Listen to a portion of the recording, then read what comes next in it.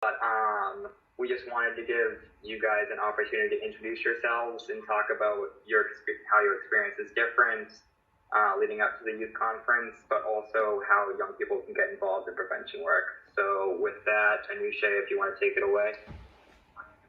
Hi guys, my name is Anusha Iklas. I just graduated from Bridgewater Rainham Regional High School, and I will be attending Tufts University next year, hopefully in the fall. I was going to be leading parts of this conference like the World Cafe, which was the interactive activity portion of this conference we've had in the past. Obviously, it's a bit different this year, but it's just as great. And basically everything Colby said is also the stuff that I have been doing this year. But I'm so excited to do this with you guys, and I've had such an amazing opportunity to work with such amazing people for the past couple of years and this coalition, and I'm so grateful. Okay, Ben, you want to go next? Yeah, hi everybody, I'm Ben Wachowski. I just graduated Bridgewater Rainham Regional High School, and I will be attending the University of New Hampshire in the fall. My experience at the youth conference has been really positive over the past 2 years I've attended. It's been really informative and really engaging, and honestly, it's a really fun time. If we ever get next year, you'll get the opportunity to probably actually go to the youth conference.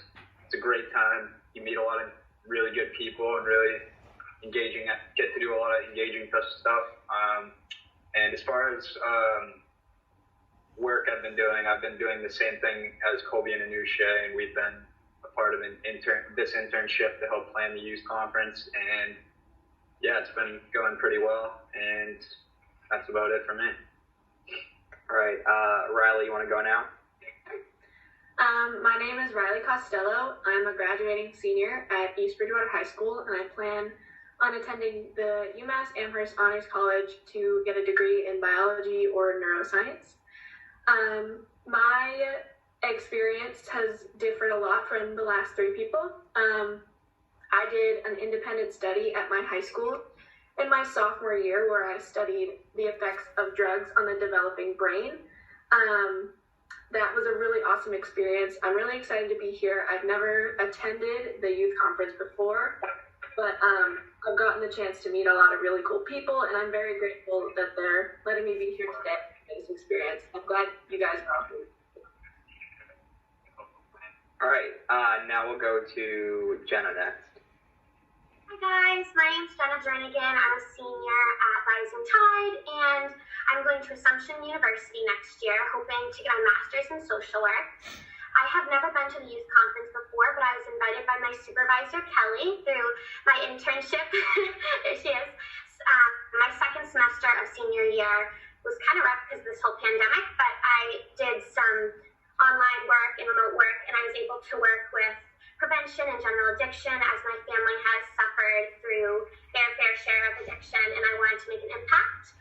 And yeah, I interned with the Public Youth Development Center, and I found that this is something that I definitely want to go into for the rest of my life, and that's why I'm going to continue that path through social college. All right, now we'll go to Lucy.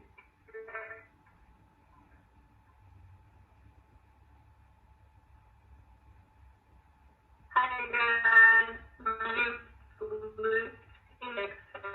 I'm a junior at High School, and I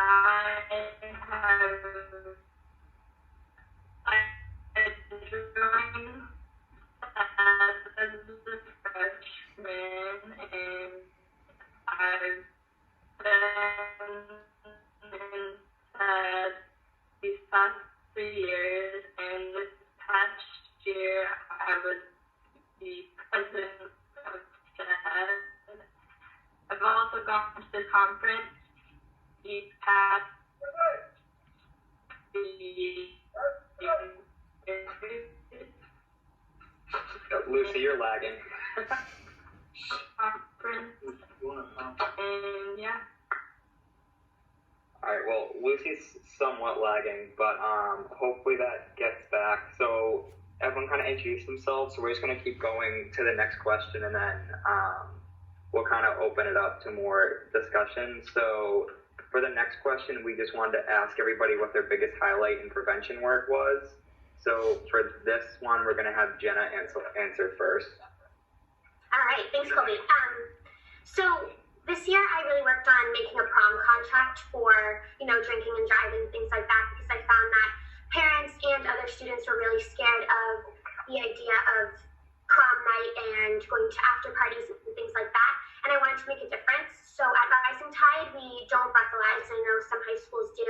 So I wanted to find an alternative to make a direct, clear message so that we were making sure that we had safe decisions that were being made. I started by kind of learning how to do Canva. Kelly helped me with that. It was kind of like a new formatting thing for me. And then I worked with student government and administration to make this.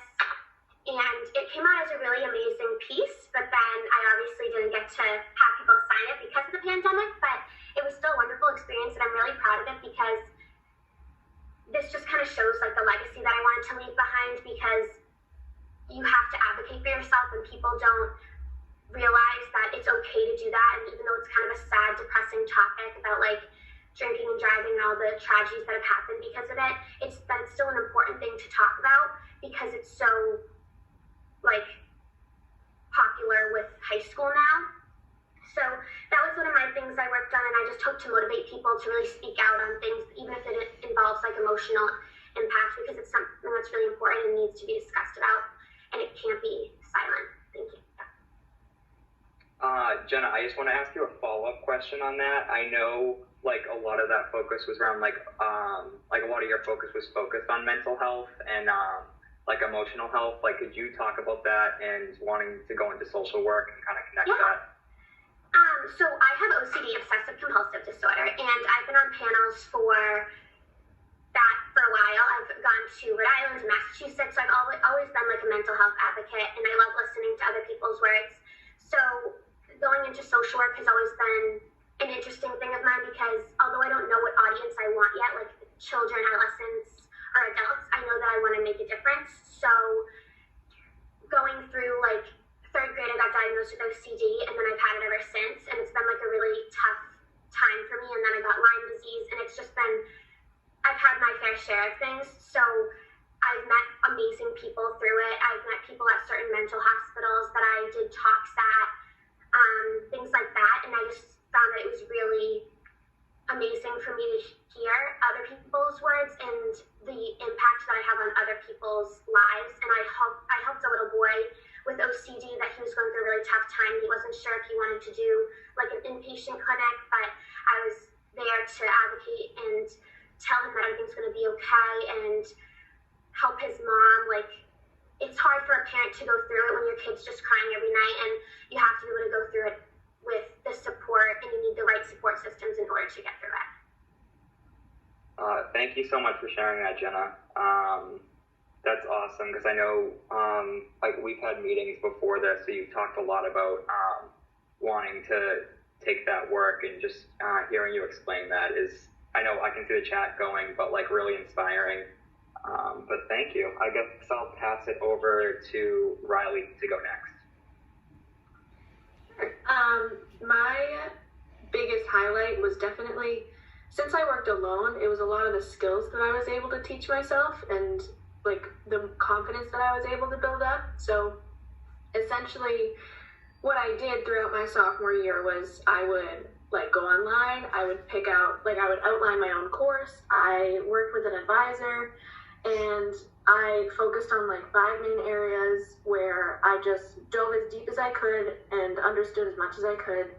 And then I was able to make posters and like infographics and put them in our middle school to hopefully get to that audience and explain what I've learned to them. But yeah, my biggest highlight was definitely being able to do that research and develop the skills to like sift through all these scientific journals and stuff like that. It taught me a lot about managing time and how I like to learn. It made me able to speak for myself really easily, and it kind of transitioned me into like this professional world where I was able to take what I learned and applied it and make some sort of a difference, and that was so like rewarding for me. And most of all, I'm grateful for it because it enlightened me on where I want to go in the future. So I'm planning on continuing that sort of discovery and learning with biology and neuroscience at a research university, which is really cool. And I'm really excited to continue that. So yeah, the skills that I learned and the path that I'm wanting to take is definitely the biggest gain I've had from my project. Awesome. Yeah, that's really impressive because I know the rest of us on the panel did more group focused projects. So you and Jenna were really research based solo projects. So that's awesome because I know both of you used the work that you did to focus on what you want to do in the future. But let's throw it over to Ben first to talk about kind of the group part. So I'll go to you, Anusha, Ben, and Lucy talking about group projects and coalition-based initiatives. So my biggest highlight of prevention work, which Colby and Anusha also played a big role in, was changing our school handbook to include an educational component for students who get caught vaping.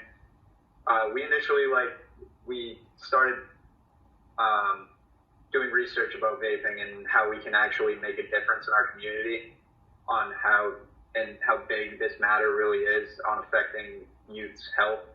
And our initial our student handbook previously was just, if you get caught vaping, you get suspended and you get an out of school suspension, 3-day out of school. And we didn't see that as a really reliable punishment, because why should you punish somebody if they're actually struggling with an addiction? So our main focus last year was to actually change the student handbook so people can actually get educated about the harm that they're doing to their body, and if they want to quit, they have the option to quit, and nobody is just left in the dark and just continuing or able to continue doing it without knowing what they're actually doing to their body. Anusha, do you want to follow up on that with Ben? Yeah, so like Ben and Kobe said, I worked with them, but I also had another thing that I would say was going for me this year. So my biggest highlight would have to be being able to work on the 84 movement, a youth tobacco prevention program centered in Massachusetts. I was accepted to their statewide leadership team this year. And specifically, I would say my biggest highlight was being able to lead the Youth Power Summit this year, which hundreds of people from all around Massachusetts attended, hundreds of youth. And at this Youth Power Summit, we were able to talk about some really important things. The statewide leadership team was able to speak about the connection between tobacco and race and the social injustices caused by big tobacco industries. And so learning and teaching about such an important matter of racial discrimination historically present in big tobacco industries has been crucial, not only for everyone over the past couple months, but especially in today's environment with everything going on with George Floyd and Black Lives Matter. And it's also given me many opportunities to just be in the know about it, because the other day I presented to the coalition about tobacco and race as well. And so I'm so glad I had the opportunity to learn about it myself and be able to share that information with other people. Yeah, and from what Anusha said, we all started about 2 years ago doing prevention work, and I know a lot of people on this call probably haven't been exposed to doing prevention work to a great extent. But Anusha, do you want to talk about how things kind of snowballed into starting at the Gambling Photo Voice into you being on a statewide leadership team and the opportunities that arise from it? Yeah, of course. Man, I could not have imagined being this involved with addiction prevention when I first started, because my advisor for class office, Mr. O'Brien, I think she's here today, she just reached out to me, Colby and Ben, said, do you want to do this Gambling Photo Voice with the local coalition? I was like, sure. I didn't really know what it was going to be about, but then I got there and we did the photo voice. We took pictures related to gambling addiction, and I really love the work they were doing, not just with gambling, but all the addiction prevention. And that's when me and Colby and Ben and Angelina, she graduated last year, we wanted to make a group with the school. So we made that group, we changed school policy, and then we did a lot of things. Actually, we presented to groups all around the the town and other towns locally, and then I was able to get on the 84 Movement statewide leadership team, and I was able to give more presentations and do testimonies in other towns. Like I gave a testimony in Fairhaven for menthol restrictions, and it's honestly just so many new things. And I even won a national award. I was going to go to Washington D.C. with 3 other 84 Movement members, but that got canceled because of COVID-19. But just getting that award, and even the award with the local coalition, has just been amazing, and I know it's going to open up so many new opportunities for my future. Yeah, and that's like what Anusha was saying, like it definitely just goes to show, like when you get started in something like prevention work, how many opportunities there are to make a difference and impact your community. But I want to pass it over to Lucy. I think Lucy fixed her connection, but to talk about her work at Whitman Hanson.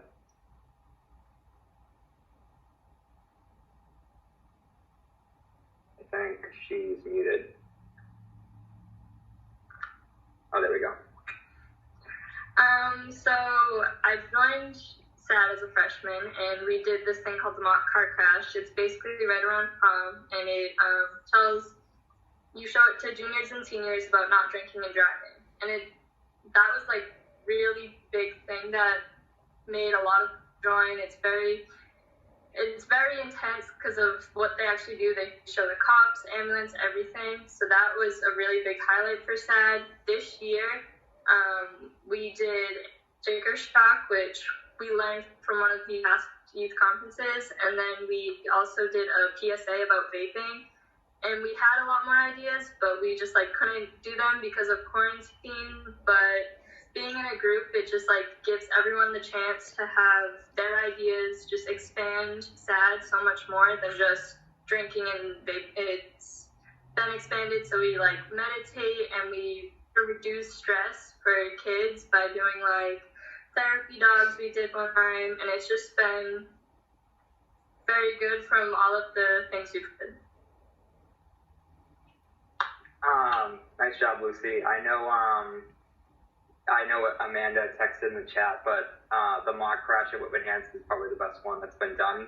So if you guys are interested in seeing what Lucy's talking about, it's on YouTube. If you look up Whitman Hanson mock crash 2018, I think it was. But I just, for a follow-up question on that one, I can open it. I don't know who wants to answer this, but I know for a lot of prevention work, people don't really grasp what prevention work is sometimes. And I know people have their own ideas of what it is, but a lot of it has to do with education and outreach. So I don't know if Riley, Jenna, Ben or Anusha or Lucy want to answer that. But Jenna, your hand's up. You can go. Yeah, so when I first started this internship, I just had the idea I want to get into this, but I didn't really know a lot about it. So at first, the first couple weeks during the internship, I was really just researching and looking at certain documentaries, videos, websites. I looked at the PYDC website, the OD prevention, things like that, just because I wanted to know more about it. And I feel like I couldn't have done what I did without knowing that. So the education portion is definitely, I feel most important, especially in the beginning process, because if you don't know going into it, then you're gonna have better ideas basically if you educate yourself in the beginning. Riley, do you want to jump in on that? Yeah, so basically the same thing, but when I started my independent study, I really was just looking to learn about the effects of drugs. Personally, just was interested. It's a topic I don't know a lot about, and I feel like it was important to know as someone in youth. But I ended up, as I was learning about it and seeing these statistics, I wanted to do something, and you feel the urge to change, you need to do something about this, what can I do? So my advisor was actually the one who got me in touch with the Brockton Prevention Coalition, and so that's how I got into the point where I started to actually be active and do something about everything I was learning, and it felt really good, and it was a nice cap to put on my project. Ben or Anusha, do you want to follow up on that, or? I think they said it all. All right. Agreed. Yeah, so great answer to those questions. I think I saw a question pop up in the chat, but we'll get back to that at the end. So we're just going to move on to the next question that we have. So this is probably a more in-depth question, and Riley was going to answer it first. So can you discuss the topic of substance use in quarantine? And do you think it's increased, decreased, how it's changed, and how you think it has impacted your peers? Yeah, so this is definitely a really loaded question, discussing substance abuse and our current climate. But I ended up doing a bit of research, again, like what I did in my project, but there are a lot of resources and a lot of information, a lot of statistics out there on what is going on. So I really just kind of broke it down a little bit. So first I wanted to take on the idea of quarantine and what that does to a person. So without that social contact, we get the feeling of loneliness. So the feeling of loneliness in a person it's genuinely a biological bodily function, and it makes us pay attention to our social needs. It's a lot like hunger in a way, where you get hungry when you need food. You get lonely when you need contact and personal social interaction.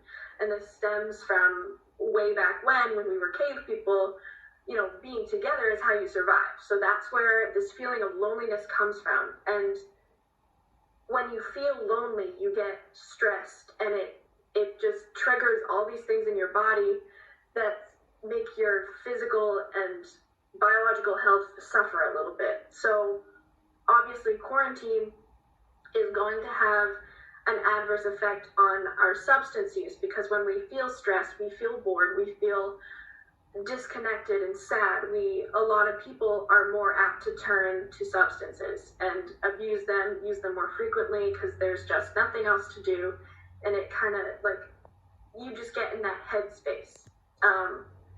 An interesting thing was also during the Stars epidemic. So this was something that took place a few years ago.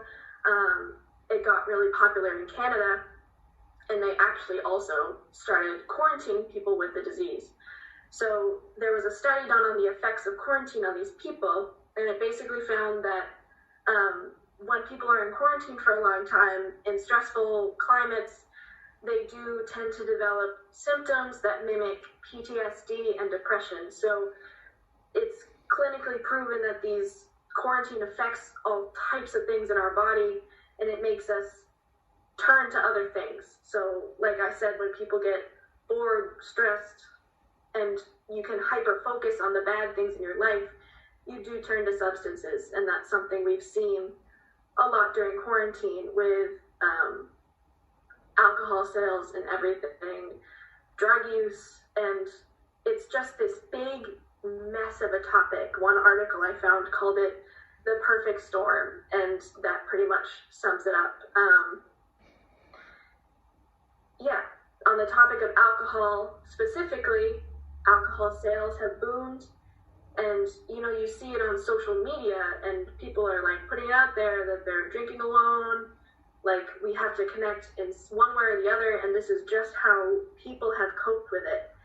And another part of this big mess is that people have so much, like, all the coping mechanisms that they've been using, like AA meetings and all this stuff, and seeing people face to face, going to therapy, like all this stuff is kind of thrown off the rails, and so people have to reset their whole life and all their plans and their coping mechanisms, and so that's another thing. But on the upside to that, the adaptations that the healthcare system has made have been extremely impressive.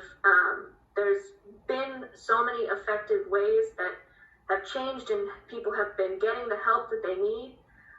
Telehealth is one thing. People feel actually more comfortable speaking when they're in the comfort of their own home to talk about their emotions and everything, and hopefully it's easier for them to reach out and get the help that they need. So that's basically what I did with all my research from everywhere, and that's just like a big overcap of everything that's going on. But as far as my peers. Personally, I know that people have had to work through a lot of mental health problems. It's for a long time suffering of the loss of our senior year. It's a hard blow to take, and you can expect that from people to go through it, to feel things. So that's something that I've seen. Luckily, like, where I've got educated friends who know that, like, there's better ways, but that's what I've seen. There's definitely reason and potential, and you can empathize and sympathize with the people who are going through that and who do resort to substance use. So I know, I think Anusha had a really good point about peer substance abuse at a time like this. Wow, Riley, that was amazing. Yeah, I've been more going off of what I've sensed from other people, like through social media. I can see like kind of what people are feeling, and I've been asking around too. So I definitely say it's very tempting to turn to substances during quarantine because many people are feeling bored, isolated, and stressed. And especially, I think it's becoming more normalized to take substances, drink alcohol, being alone, because usually I feel like these things are done in a larger group, but now that we can't really do that, people are starting to do it alone, and then it might become more normalized to do it alone in the future, which could lead to a greater chance for them to be addicted and take more substance use continuously even after this quarantine is over. I also think substance has increased since quarantine because we no longer have extracurricular activities. Therefore, it is possible former students who could not vape/smoke because of sports or other activities are starting to use substances because they have nothing to lose and because they have nothing else to do. So basically, everything Riley said except what I've gotten from like what I've heard from people. Yeah. Yeah, those are both really good points. I just want to open it to Jenna, Ben, or Lucy, if one of you guys want to jump in on that. Ben, I see your hand. And then Ben and then Jenna. I just wanted to say I've personally seen an increased alcohol abuse, like as far as like older ages go, not necessarily our group, but like people on Facebook are sending each other like alcoholic gift baskets and doing like virtual happy hours on Zoom and stuff like that. So I'd say like just adding to what Anusha and Riley have seen, that's basically to the extent that I've seen an increased alcohol abuse, just like physically. Jenna? Yeah, this is kind of hard for me to explain, but when I saw that question, it really took me a minute to think about it, whether it's decreased or increased, because like the isolation piece is obviously really depressing, like Riley was saying, but if there's nothing to do and you eat, it's kind of the same thing. Normally people go when they smoke or vape or whatever you want to call it, like in a group with their friends, they'll text them and be like, hey, do you want to go smoke at whatever place? I've seen that at least. And then now that we can't do that, people have easier access to just do it at home, so they don't have to wait to go hang out with their friends, which is creating the increase in time spent at home that you're doing it, if that makes sense. It's kind of hard to explain, but like, I just feel like it's happening more because you have that easier access at home to just do it by yourself rather than go and have to wait to meet up with your friends to do it. But I've definitely seen it too, not only virtual happy hours, but I've seen people at the beach like get together in like a crowd and do it. People are still finding their way to obviously, continue that. But yeah, I mean, the boredom makes people do it alone and get sad and then do it even more. So I think it's definitely increasing a bit. Lucy, you can go. I see you.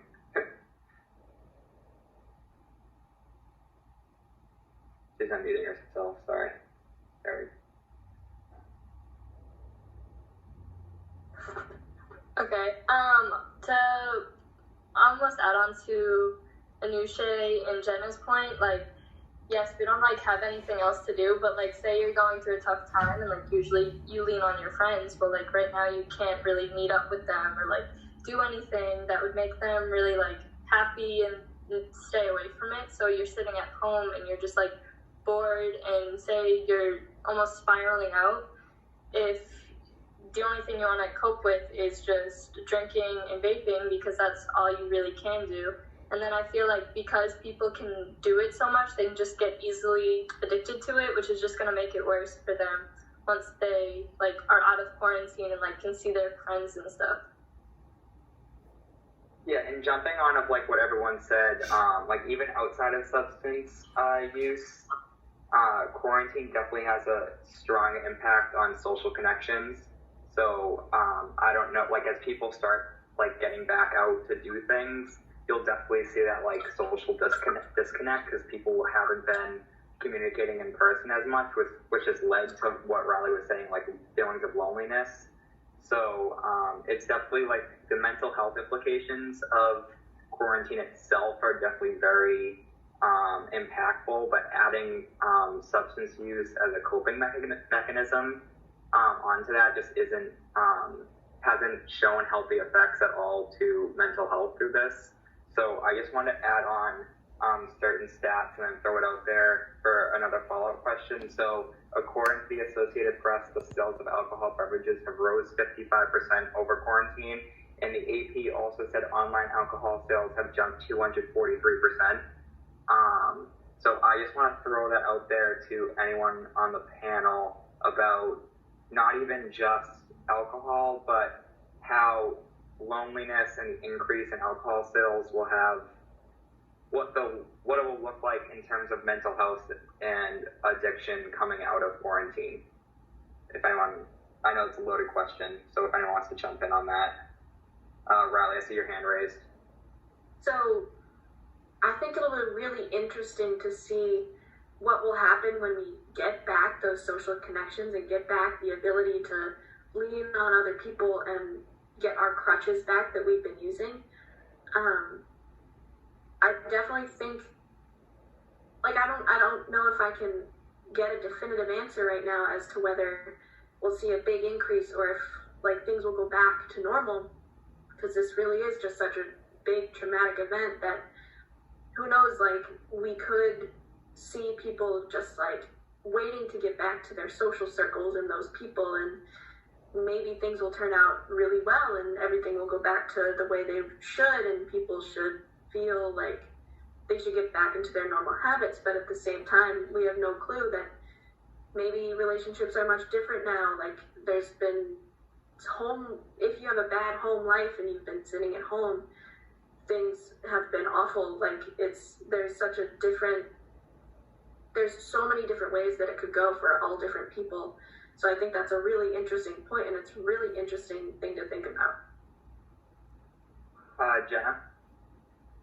Yeah, as far as I always think of mental health, so like as far as that goes, I think people are obviously getting like really upset, but I want to think of it in like the positive way and think that like right now people are appreciating things more because of the circumstances. I know I am, at least, and I just hope that when we get out of this and like as the phases go on and it opens up, that people will acknowledge that this really we didn't have this for 3 or 4 months and it was really challenging and I'm not going to take advantage of this anymore. Just things like that. And I think as far as like depression and things like that, something that's keeping me like my mental stability, like my mental state stable, is really just like connecting with friends over the phone and like doing things like this and doing something that you're interested in. And right now is we really have to think of it as like a positive thing and appreciate the things that we do have, because we have the people in front of us on this screen here and we're able to really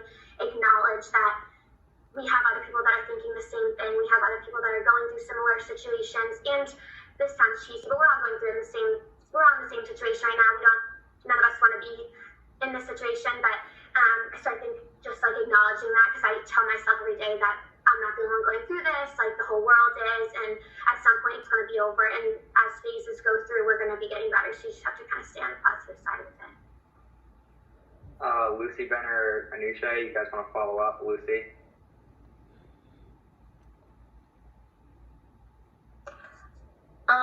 So I don't know if alcohol sales will drastically go down, because I feel once people are out of this, they're gonna want to throw insane parties to just like all have their social circles back together. And like, yes, I know that's not good, but like I feel that it'll take almost a couple months to get back to everyone's normal routine, because I have a feeling everyone, once this is like okay to like meet with people, like everyone's gonna have parties, and we're right near like 4th of July and like summer, so like everyone's just gonna be like, let's all hang out, and then a lot of hanging out parties is where people drink and vape and all of that. Anusha? Yeah, obviously I can't say anything for sure because like Riley's saying we just can't know, but I also think like Lucy was saying, people are going to go out and have those big parties, but I think it's also going to be like independent drinking might be more normalized because that's what people were doing more. I feel like in the beginning of quarantine, if that's why the sales rocketed. So I'm scared like people could do both, drinking with other people and do like normalize independent drinking like by themselves, because that's something like drinking is something people usually do in big groups, but now with the quarantine I'm feeling that could possibly change, but obviously I can't say anything for certain. Ben, yeah. Yeah, I definitely agree with Anusha and what she said. I think it's going to be more normalized for people to drink by themselves, and I feel like people are going to take more advantage, like take the advantage once quarantine's up. They're going to drink a lot more with people too. So I feel like that will also probably cause more of an increase in drinking and things of that nature. Yeah, I want to like kind of go back to something Riley said. Like nobody really knows the answer to like that question about what it's going to look like after, because there's no way to tell. But it's going to be very it's going to take time to really see the effect on mental health coming out of this. And I also just want to go back to something Riley said, if anybody wants to touch on it.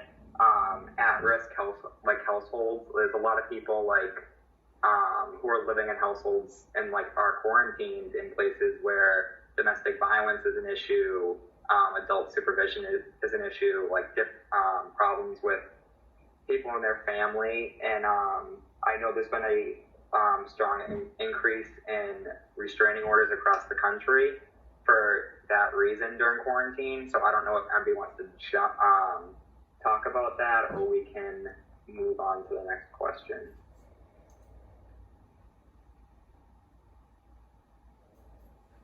Jenna? Yeah, I think it's an important thing to address.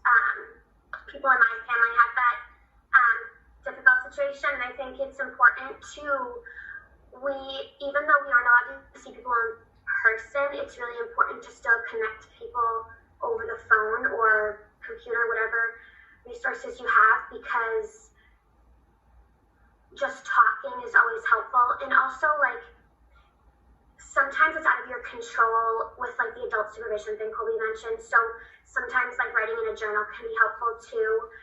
That's just something that I do. Yeah, I think acknowledging the situation and kind of moving forward with it, with your personal connections with your friends or within yourself, this is also a good time to really reflect on your persona and where you are in your life and how you can make things better. And I think writing stuff down or talking it through, even if it's to your friend over the phone, is a really helpful thing just to kind of make that outcome less disturbing. Riley, and then Lucy. I think that's super important. It's a really good point that connecting is such an important thing right now, especially for people who are constantly surrounded by really bad and toxic connections. So like, if you happen to know someone who may not be in a great family, may not be in a great situation, I think if you reach out to them, I think that's something that we need to encourage, that, you know, think of the people who don't have the great situations and aren't home with their backyard and great family and stuff like that, to reach out to them and just say, you know, how's it going? It's been a long time, stuff like that, that could maybe make a really big improvement in what they're going through. And connection is so important, like you said, Jenna. So reaching out and giving that connection to other people is something that I think we should all focus on. Lucy?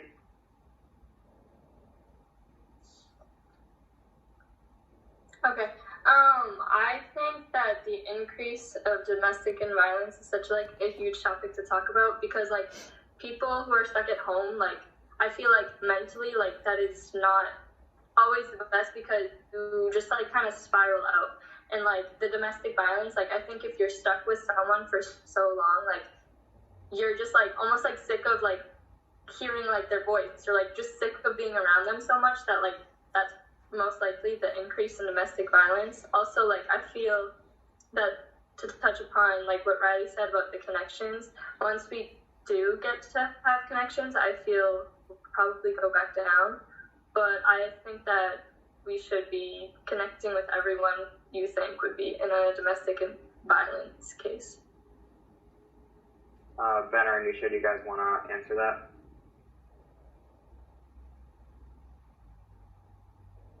All right. Yeah, so I've seen a lot of people typing in the chat about just stuff with coping that some people have shared, and through at-risk households and different things like that. So it's important, especially during this time, to just look at ways you can like take care of yourself and self-care, and find healthy ways to take care of yourself and improve your mental health during something like this, because like none of us are going to sit here and say that quarantine is great and that it's going to have a good impact on your mental health, because being stuck inside and not being able to see people really does hurt those social connections. But Ben, I saw your hand go up. Yeah, I'd say the best way to improve your like mental health during this time, because I know it's kind of a hard time for everybody, just getting into a routine, like if it be like waking up, working out, reading after that, like meditating. I'm not into meditating. I don't really know that much about it, but I've heard that's a good way to cope with just make you more surrounded with the world, like be more one with yourself and actually spend alone time with yourself, and just, I don't know, doing a project or getting better at something will ultimately improve your mental health, and then you'll actually come out of quarantine better than when you started. All right, so we really went into that question for a while. I think we got a lot of good stuff from that. So unless any of you five have anything to add on anything we've talked about, I think we'll move on to the next question. All right, so going to, I know we have everyone except Lucy is a senior, so Lucy's a junior, but just talking about high school experiences, what would your advice be to incoming freshmen? And I think we're going to start with Lucy on that one, about being a leader in the school next year.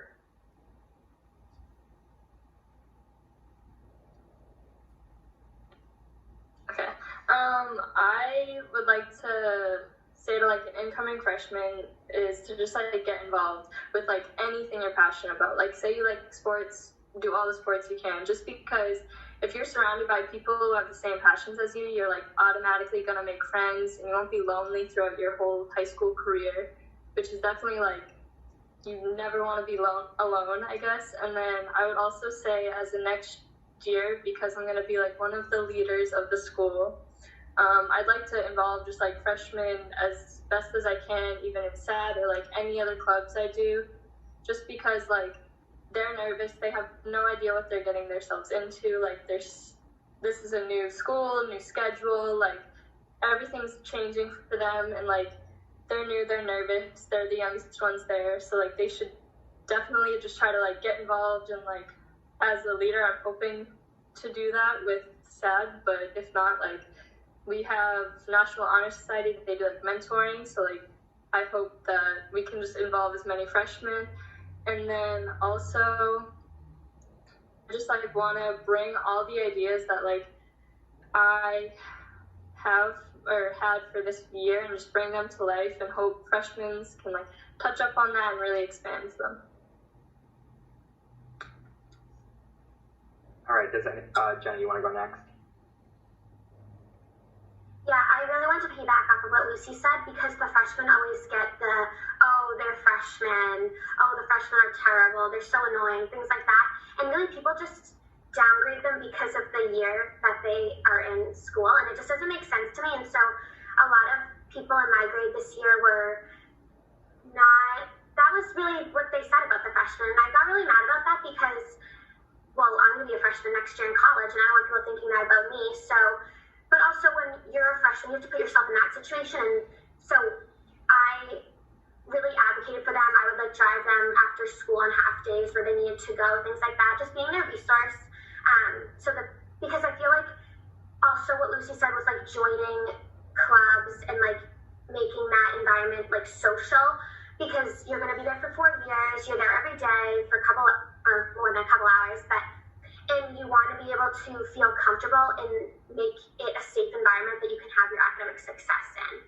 Something that for me, like, I really focus on the social and like networking and stuff.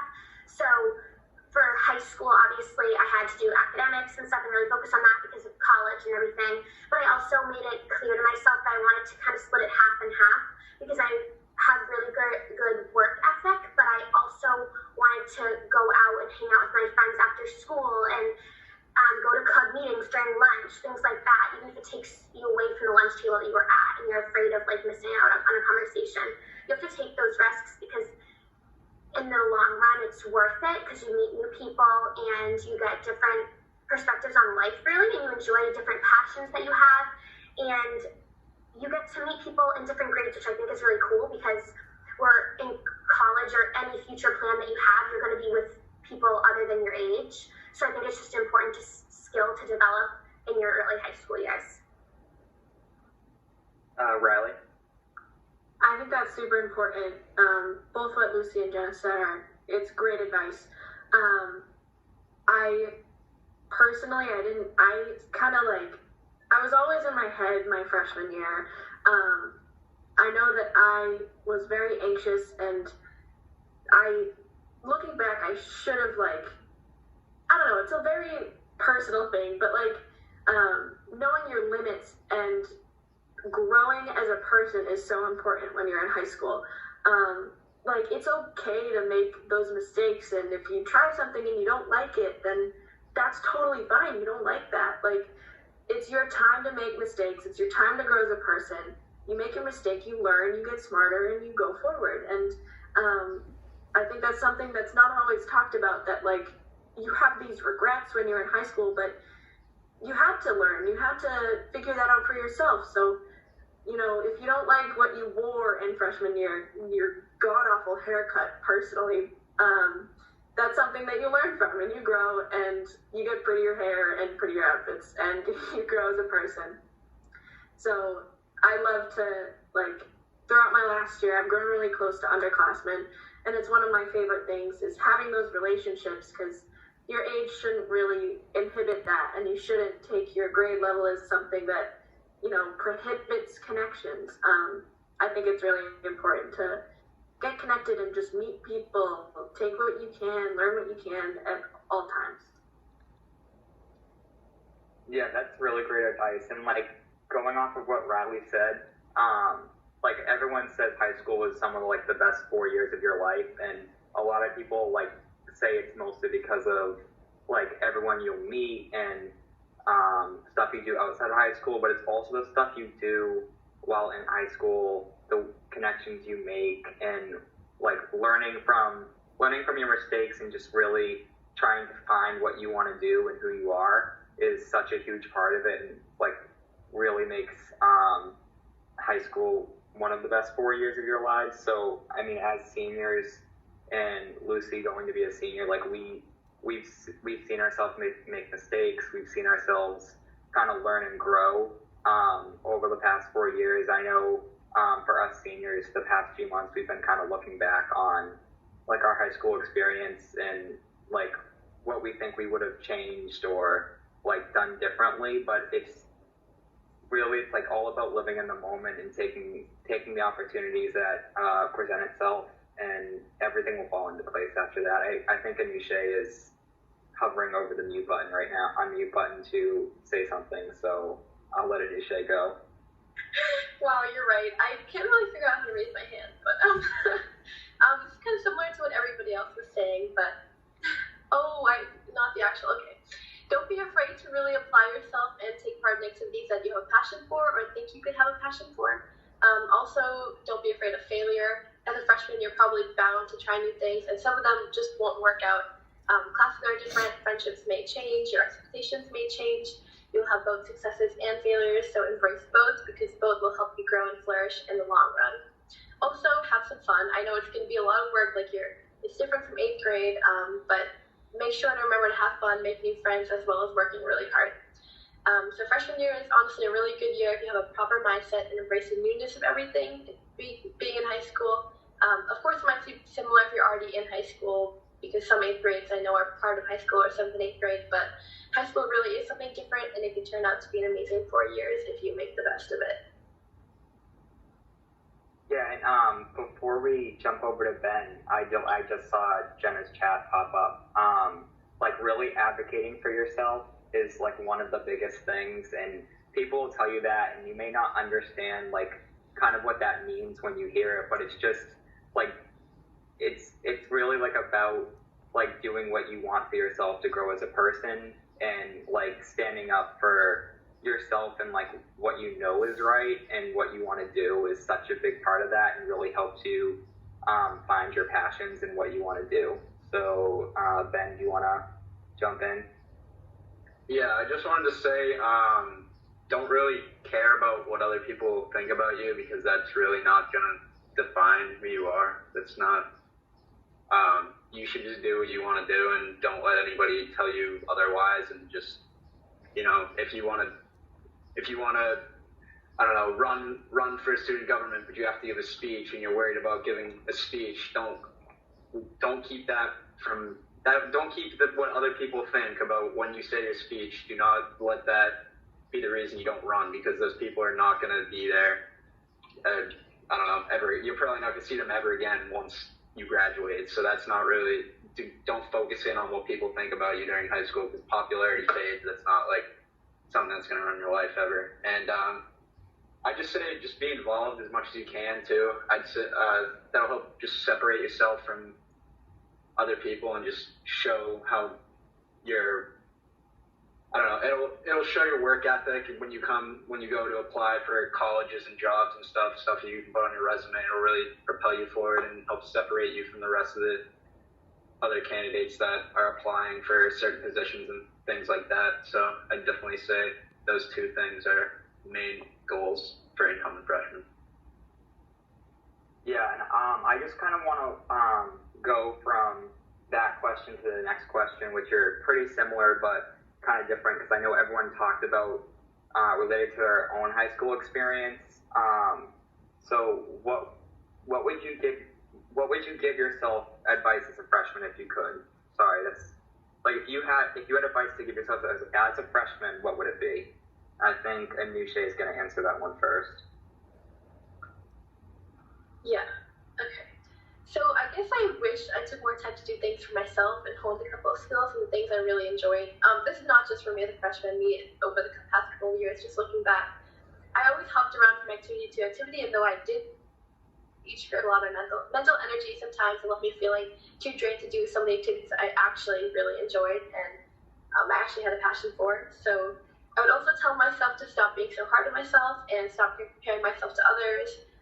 We all have our strengths and weaknesses, and I would tell past me to focus on those strengths and improve those weaknesses rather than feel let down by what I felt like I couldn't do, because in reality, if I just focused on those weaknesses, tried to build them up, I could. I also would have told myself to somehow begin working with Bridging Lives earlier in my high school career, even though student group didn't exist before us. But working with this group and in addiction prevention has formed some of the best experiences of my life, and I'm so grateful. All right, who wants to go? Lucy?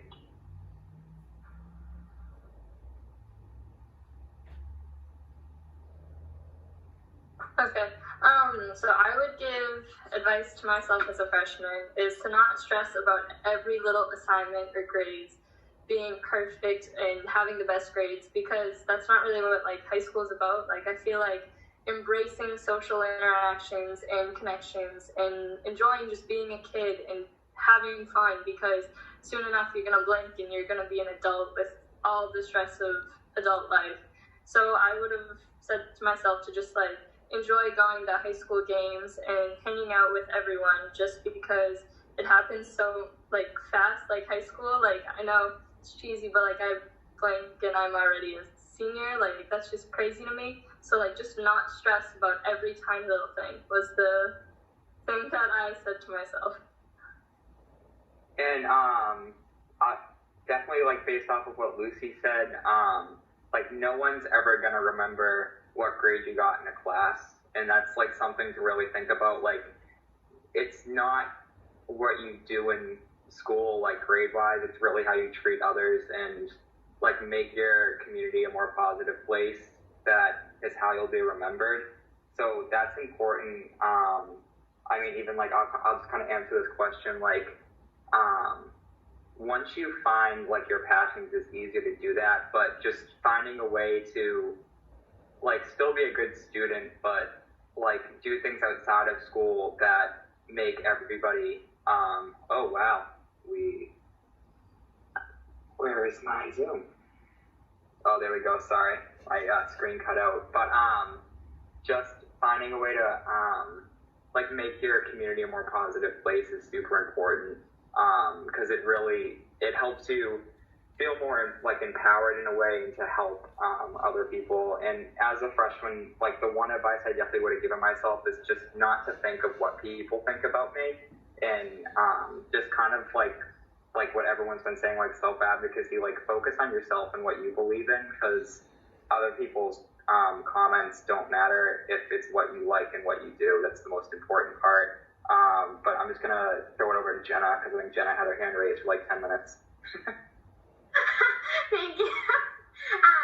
Yeah, so what all of them have said, but also like I always used to take what people said of me and like really thought it through, was like, yeah, that's kind of true if it was negative, but like it wasn't. And I tried to like change myself a couple times because my voice was too high, or I was too positive, or it was annoying, or something like that. Like I just get weird things, but you learn. Like I'm mad that it happened senior year, that I finally like learned who I was. But I mean, obviously it takes time. So to just kind of acknowledge that and say that you don't need to change because of what other people say about you, and that they are going to have their opinions, and that people feel the need that they have to speak it every 5 seconds, and it's annoying as heck. But the other thing is like comparing yourself to other people. So as far as grades go, I have a learning disability, I'll just say that, and it's been really challenging for me. But this year, or sophomore year, I made it into National Honor Society, and that was a huge thing for me.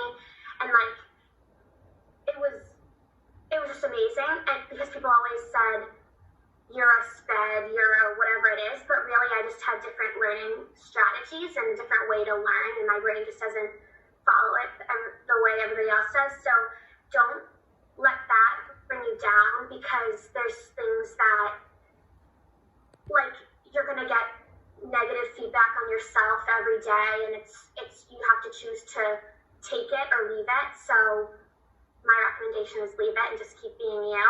And then the last thing was to get involved with, if you're struggling or anything like that, to really reach out and not go home frustrated about work and things like that. There's tutoring opportunities, and there's always somebody to help in the school community. So whoever that may be, definitely reach out and get the support you need, because there's always going to be that opportunity for you. Yeah, thank you for sharing that, Jenna. And I know, like, just like going off of what Jenna said, like when you see people, there's always a story behind the face, and you really have to focus on like being positive and being friendly, and like making sure like everyone has their own way of doing things, and respecting that and respecting people's opinions really goes a long way in helping you like in your community, and just like making connections, because it's like such a great way to meet people, and everyone has their own way of doing things. So it's important to like embrace those. Riley, do you want to go? Yeah, I think it's really important to, like everything Jenna said is so important, to ask for help when you need it, and kindness above all. You know, think of who, like as a senior looking back, thinking of who I want to be remembered as, and like what type of person. Like I think of the seniors that I had, like when I was a freshman, who I looked up to, like idolized, because they were so kind, so forgiving, so passionate, so like involved, and that's who I want to be remembered by. Not a grade, my grades. Like who's gonna know my grade? Who's gonna remember me when I don't speak out or don't show this kindness? So showing that kindness to people, and like picturing the person that you want to be and applying that to your life is something that I personally would have much rather tried to do than, I don't know, get involved and make myself look good on paper. It's more of who I would rather be to other people and who I would rather like make a mark on and make people smile and do that kind of stuff. That's become more important to me. But that's definitely some advice I would like to give to my freshman self. Yeah, awesome. That's like all great advice that everyone's been talking about, and we're kind of we're really pushing the time on this one, so we have like 10 to 15 minutes that we can go with this. So we really want to open the floor to questions. So we already have one question come in. I know Kelly's going to be sending me questions, but this one's for Riley. How can you start an independent study if other students are interested in doing so? So I think this varies from school to school, but the reason why I actually had an independent study was because my schedule was messed up and I had no other class to be in. So they were like, "Do you want to do it yourself?" And I said, "Yeah, absolutely." So that's how I did. But if you talk to your guidance counselor, it's something that I think colleges think is really cool. It's something that's easy to put in a schedule. You know, you can get, as long as you have an advisor. When I did my study, my advisor actually had an AP Bio class while I was working. So it shouldn't stop you, and it's an awesome opportunity. I loved everything about it. I learned so much, and I still have all that knowledge. So if you're interested, like, definitely ask around, ask your guidance counselors, whoever does your schedule, your principal, whatever. It's a great opportunity. So definitely just ask around and see what they can do for whatever your schedule is like. Yeah, definitely. And like on top of what Riley was saying about independent research, like college, you will have a lot of opportunities to do research on different things. So really, like, getting that experience before you go to college is so important, so you know what to expect. So my co-host Kelly is chatting me with different stuff, but the research that we've talked about throughout the panel, we will have a way to send out to everybody so they can see. I know there's been a lot of questions about that, but Kelly, I'm not sure if there's any other questions from people. If anybody had a specific question to... Oh, yeah. I'm going to unmute myself real quick just to add on that my job was to, be documenting the chat, and I just want to give a quick shout out to the panel because I truly could not keep up in my Microsoft Word document with how many compliments and just shout outs you guys were getting. So, like, get on a call with over 90, almost 100 people and share the things you shared. Like, it's truly impressive. And Colby, I planned on sending you comments, but I couldn't because we would be here until like dinner time. So I just figured I'd share that out. Also, just a reminder, if anyone has questions for the panel, now would be the time to drop them in the chat. If you feel more comfortable privately messaging me, my name's Kelly Maycumber, feel free to do that. But I'm going to mute myself again. Just wanted to share that because, Colby, I couldn't have sent them to you. We just got a question in the chat. So, how do you feel your addiction prevention experience in work will help you in the future? Does anyone want to answer that one? Jenna, and then Anusha? I think my future, this topic interested me so much, and learning, like the beginning stages of learning just general education about substance abuse really allows me to look at people in a different view now. So if I don't know, like, I'm just gonna admit it, like, when I was younger, I used to be judgmental. Like, if someone was wearing a hood, I'd be like, oh gosh, like, don't go near them. But really, there's a different story behind that. Everybody has their own thing, so you can't just let it, you have to really know the person inside, not just don't judge a book by its cover. That's basically it.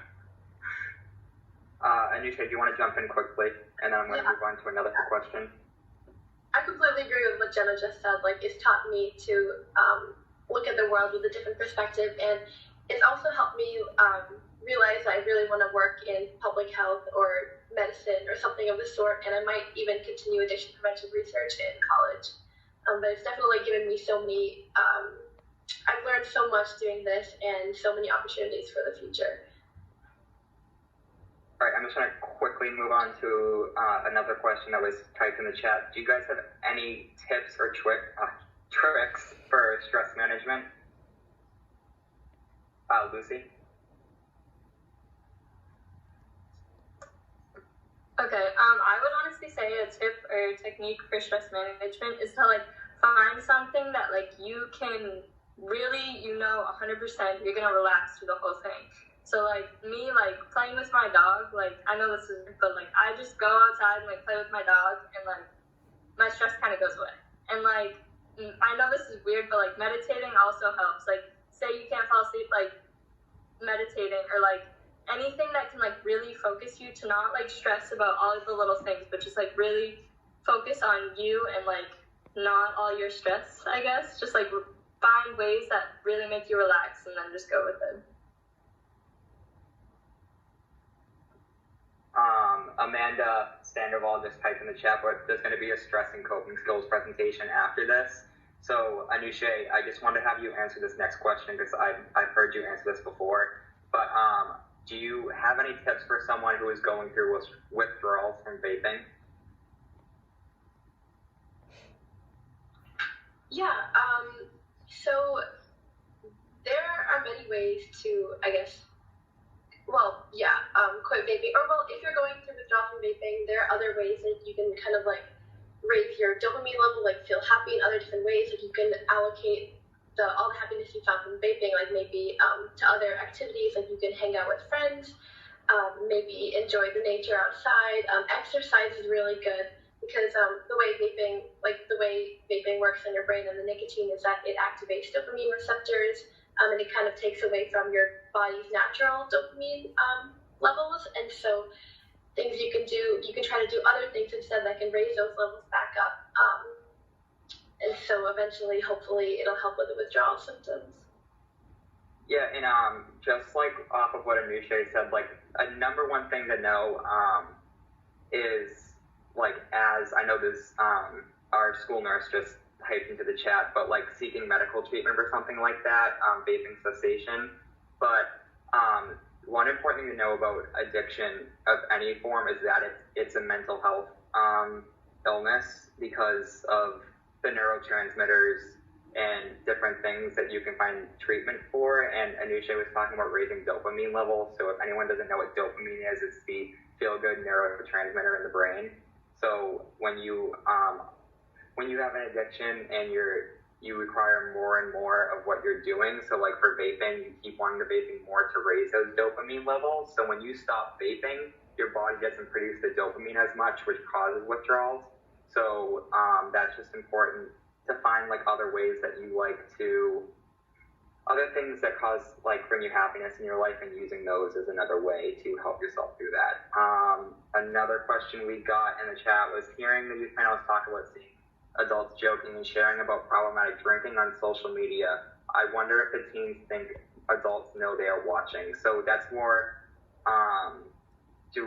for any of the panelists, do you know if what do you think adults, I'm trying to word this, what do you think adults are seeing in teens as, like, teens are watching them? Because a lot of times adults are looked up to. How do you think adults are trying to, I'm sorry, this is such a hard question to word. How do you think adults are seeing teens look at them, and what do you think they think of the way teens are looking at them do this? If anyone, Riley, if you want to answer that.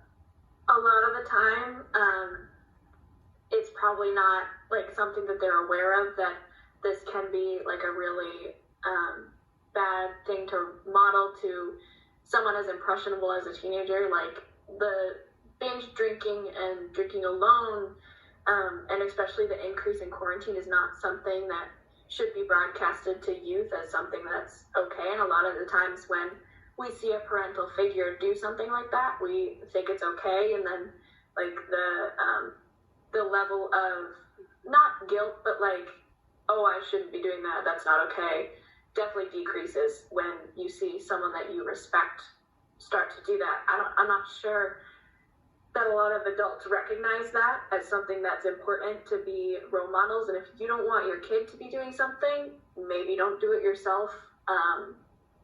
That age gap shouldn't be as much of a moral age gap, if that makes any sense. Anusha, do you want to jump in on that? Yeah, so I think a lot of times parents say, like, do what I say, not what I do, and then they think, like, oh, the kid will actually be able to listen to that and actually do what they say and not, like, mimic their behavior, but psychologically, like, that's not how it works. Like, kids or anyone tend to mimic what the actions more than what people are saying, so even though you may say, don't look at me, like, don't copy my actions, that's not how it works with kids or really anybody in general psychologically. Yeah, and I just want to quickly jump up to something Riley put in the chat about addiction, and she said knowing it's physical and there is nothing to feel guilty about is important too with withdrawals. Like, if you have an addiction, it's super important. Like, don't be ashamed of that. Like, so many people go through stuff like that, and seeking help and finding someone to talk to is super important. So I just want to touch on that, and then I think this is the last question because we have to head over to a break. So I'll ask one more question, but if you guys have any questions that weren't asked, if you want to reach out to someone, you can email Hillary, Amanda, or even put it in the post-survey comments that someone can get back to those on. But the last question, I don't know who wants to answer this I'm one. going to cut you off for 1 second and just point out that there's been multiple questions in the chat about getting involved in becoming interns, getting involved with both PYDC or the Brockton Area Prevention Collaborative. I'm going to type in my email address as well as Amanda's email address into the chat right now. You can either reach out directly or message us on social media, but we can follow up if you want to. I already have a couple of names written down, but please feel free to take down these email addresses and reach out if you want to. Yeah, thank you, Kelly. And just this question is, how can you approach the topic of substance abuse with your peers and maintain an open discussion? So I don't know if anybody wants to answer that first. I know, like, from my perspective and experience from it, it's a hard topic to approach with your peers. And I know me, Ben, and Anusha have given presentations across our school district and other school districts. But it's important to kind of just look at the topic as something that, like, a lot of people may not be comfortable talking about, and kind of easing into it with, like, connecting it to different things that people understand, and kind of just having it be something that is normal to talk about and normalize the conversation, to have people bring in, because especially on a topic like this, there's so many different perspectives. So allowing people to share that and, like, respecting everyone's opinions, because that's super important. A lot of people don't feel comfortable talking about an issue like this, so just allowing everyone to express their opinions and respecting those is super important. I don't know if someone wants to jump into that, Nushay. Yeah, what Kobe said was perfect, but I also wanted to add one thing. I think you should never really blame the person who's like taking substances or maybe vaping, smoking, because it's honestly, like, especially with smoking and vaping, it's not their fault. We'd like to think that it's the fault of the tobacco industries who have targeted them, who have almost, like, pushed them into doing stuff like that. So definitely steer away from blaming people, because that's never going to get good. People will become defensive. There's honestly nothing you can do about that if you blame them, because they're definitely not going to want to listen, but you want to make them want to listen, or you want them to want to listen, so you should be respectful of their opinions, and if they tell you to stop, then don't keep pushing them, I guess. Yeah, that's a really good point, and I know we've reached the end of our panel. So again, if anybody has any other questions, just please reach out. That was a really good panel to do. We've been doing a lot of prep work for that, so we just want to thank everybody for typing in the chat and participating. So I'm just going to hand it back over to Hillary, and I think we're going to